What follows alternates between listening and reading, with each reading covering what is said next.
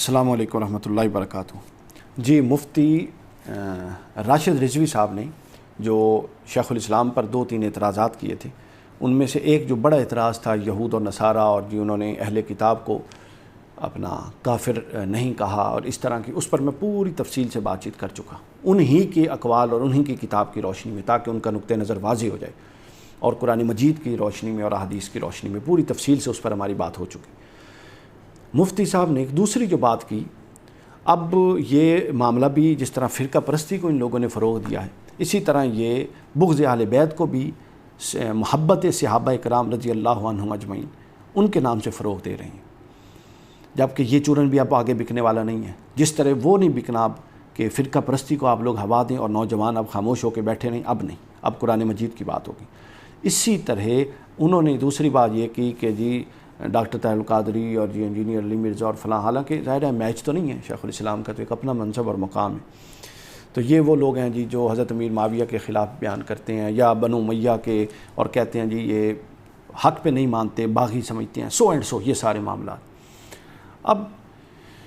اس پر جو دلائل ہیں وہ تو واضح ہیں، بہت سارے قرآن و سنت کے دلائل موجود ہیں، اور وہ ہم دیں گے، محرم میں بھی میری ایک سیریز چلے گی، لیکن ابھی میں نے ان کو انہی کی زبان میں جواب دینا ہے۔ حضرت امیر معاویہ کے حوالے سے یا بنو امیہ کے حوالے سے یہ چیز کرتے ہیں، اور یہ جان بوجھ کے تفرقہ ڈالنے کی امت میں کوشش کرتے ہیں۔ یہ میرے سامنے یہ کتاب ہے، یہ چونکہ اولیاء صوفیاء کو ماننے والے لوگ اپنے آپ کو کہتے ہیں نا، تو اب میں آپ کے سامنے کتاب رکھنے والا ہوں۔ اس کتاب کے لفظ، ایک صفحہ، ایک پیرا کا لفظ بلفظ میں پیرا پڑھوں گا، اس پیراگراف سے آپ لوگوں نے اپنا خود تصور کر لینا ہے کہ مفتی صاحب کا نقطہ نظر اور ہمارے کچھ اور جو مذہبی قائدین ہیں پچھلے تھوڑے عرصے سے، ان کا بنو امیہ کے حوالے سے نقطہ نظر کیا سامنے آیا ہے۔ اور یہ کتاب ہے تصفیہ ما بین سنی و شیعہ، حضرت پیر میر علی شاہ صاحب رحمۃ اللہ تعالیٰ علیہ، متفق علیہ شخصیت، جو اللہ کے ولی ہونے کے ساتھ ساتھ بہت بڑے عالم تھے، بہت بڑے عالم، ان کی یہ کتاب ہے۔ اور یہ ان کی کتاب کا صفحہ، یہ جیم ابتدائی صفحہ ہے، یہ وجہ تالیف کتاب انہوں نے لکھی ہے، میں آگے کر کے دکھا رہا ہوں، اور یہ انڈر لائن پیراگراف ہے جو میں پڑھنے لگا ہوں، یہ آپ دیکھ لیجئے گا۔ یہ جی پیراگراف میں پڑھوں گا، اور یہ پیراگراف جو سازشیں اہل بیت کے خلاف حضرت امیر معاویہ رضی اللہ تعالیٰ عنہ کی شان کا بہانہ بنا، اصل بغض اہل بیت ہے، ان کی شان سے ان کو کوئی غرض نہیں ہے، ٹھیک ہے، ان کا صرف بہانہ بناتے ہیں، تو اور یہ خود لوگ ان کی توہین اور تنقیص کروانے کا باعث ہیں۔ وہ صحابی رسول ہیں، ان کا ادب اور احترام واجب ہے، کف لسان ہے ان کے معاملے میں۔ اب سنیے کہ حضرت پیر میر علی شاہ صاحب بنو امیہ سے متعلق کیا کہتے ہیں، اور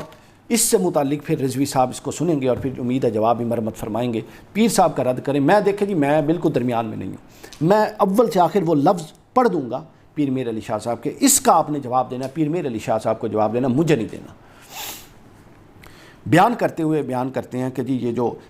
اختلاف ہے خلافت کے معاملے میں یا شیعہ سنی کے جتنے مسائل ہیں ان معاملے میں، یہ اختلاف وہ فرماتے ہیں نیا نہیں ہے، جسے رفع کرنے کے لیے طالبان حق موجودہ زمانے کے علماء سے التجا کریں۔ اس سے قبل، یہ میں لفظ بلفظ پڑھ رہا ہوں، اس سے قبل سلف صالحین علیہم الرضوان حسب تدبیر الہی وقتاً فوقتاً اہل بیت کرام سے محبت رکھنے کے وجوب اور خلافت خلفائے اربعہ کی حقانیت کے اہم موضوع پر نہایت شائستہ انداز میں اظہار خیال فرماتے چلے آئے ہیں۔ اگلا حصہ وہ ہے جو ریڈ زون ہے آپ لوگوں کے لیے، آپ لوگوں سے نہیں برداشت ہوگا۔ دیکھتے ہیں پیر صاحب کے ساتھ اب آپ لوگ کیا کرتے ہیں، مجھے بخش دیجئے، میں تو صرف ناقل ہوں، باقی پیر صاحب کی عبارت ہے۔ آگے فرماتے ہیں البتہ، یہ ریڈ زون شروع ہو گیا رضویوں کے لیے، فرماتے ہیں البتہ، سوری میں نے رضوی کہہ دیا، اس سے سارے مراد نہیں، اس خاص فکر کے لوگ مراد ہیں۔ البتہ حال ہی میں اس تخالف میں ایک نئے رجحان کا اضافہ ہوا ہے، اور یہ سمجھا جانے لگا ہے کہ اہل سنت والجماعت ہونے کے لیے یہ ضروری ہے کہ انسان اہل بیت کرام کے خلاف بغض اور بنو امیہ کے ساتھ محبت رکھے۔ پیر میر علی شاہ صاحب کے لفظ البتہ، پھر سن لیجیے، البتہ حال ہی میں اس اختلاف میں ایک نئے رجحان کا اضافہ ہوا ہے، اور یہ سمجھا جانے لگا ہے کہ اہل سنت ہونے کے لیے یہ ضروری ہے کہ انسان اہل بیت کرام کے خلاف بغض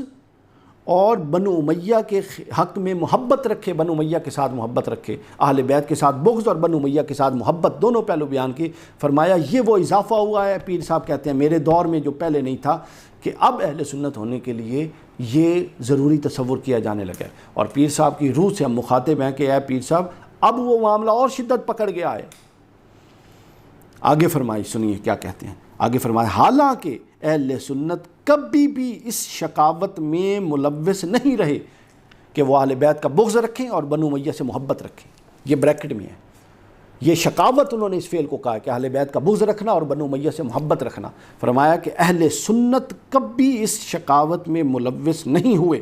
اور ان کے عقائد میں رسول پاک صلی اللہ علیہ وسلم کے خاندان سے دوستی و مودت مدار ایمان اور فرض مانی گئی ہے۔ اس نئے رجحان، یہ لفظ بڑا اہم ہے، بار بار آ رہا ہے، اس نئے رجحان کی وجہ یہ معلوم ہوتی ہے کہ ہمارے علماء کرام نے بمقابلہ اہل تشیع اپنے مواعظ اور نصائح کی مجلس میں صرف دفع ملا عن المطعن کی طرف رخ کیا ہے اور اہل بیت کے فضائل و مناقب بیان کرنے کی طرف توجہ کم کی ہے۔ لہٰذا مخلصی مفتی غلام مرتضیٰ ساکن میانی اور سید صدیق شاہ صاحب اور عزیزی پیر غلام عباس صاحب حسنی نے شدید تقاضا کیا کہ اس نہایت ضروری امر کی طرف توجہ کی جائے۔ لہٰذا ارشاد کی تعمیل میں اور فرصت اور لیاقت نہ ہونے کے باوجود یہ چند اوراق سلف صالحین کی کتب تابہ سے ماخوذ اور ذاتی اندیات پر مشتمل ہیں۔ یہ پیر میر علی شاہ صاحب کا موقف ہے، جی سن لیجئے۔ سب اہل سنت تصوف کو ماننے والے یہ سن لیں، پیر صاحب کہتے ہیں کہ اہل بیت سے بغض اور بنو امیہ کی محبت یہ وہ شقاوت ہے جو اہل سنت ہونے کے لیے ضروری سمجھی گئی ہے۔ اس فعل کو وہ شقاوت کہتے ہیں اور کہتے ہیں یہ اضافہ ہے، یہ اس سے پہلے نہیں تھا، اور اس کے رد کے لیے میں یہ کتاب لکھ رہا ہوں۔ اللہ تعالیٰ ہمارا حامی و ناصر ہو۔